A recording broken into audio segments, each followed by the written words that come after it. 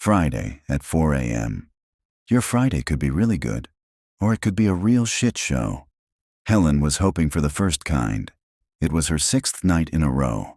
6 hardcore nights in I.C.U., but she loved it. Only 4 more hours, then 8 glorious days off. The light was visible at the end of the tunnel. And then, new admit, room 9. Brenda rolled her eyes as she clipped a new bracelet around her wrist. Of course we get one now. He was 98. Just discharged yesterday. Now he was back. Weak, confused. Not eating, not peeing.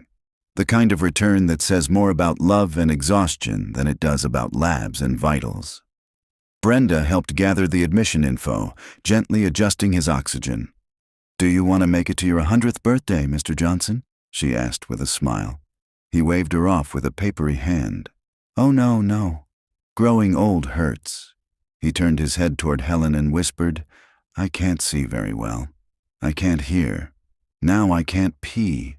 My sweetheart is gone, and I want to see her so bad." His voice cracked on that last part. Just a tremor. But Helen caught it. She always did. She glanced at the photo his granddaughter had dropped off. Faded color, 2 young people at a train station, smiling like the war had just ended, and they had the whole world ahead of them. "She wore green the day I met her," he said, eyes unfocused. "Had a ribbon in her hair. Smelled like lavender and apple pie." Brenda adjusted his IV. Helen stayed still.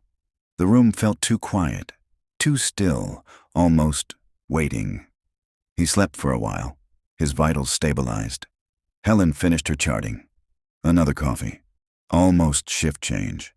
Then, his heart rate dipped. Just once. Then picked up again. She walked in and stood at his bedside. His eyes fluttered open, and a smile, soft and real, spread across his wrinkled face. "She's here," he whispered. Then he closed his eyes. No struggle, no alarms, just silence.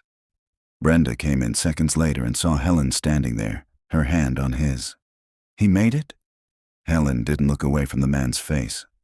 "He made it somewhere," she said quietly. Outside, the first light of Friday was touching the edges of the sky. Helen turned in her badge. 8 days off, and a story she'd carry forever.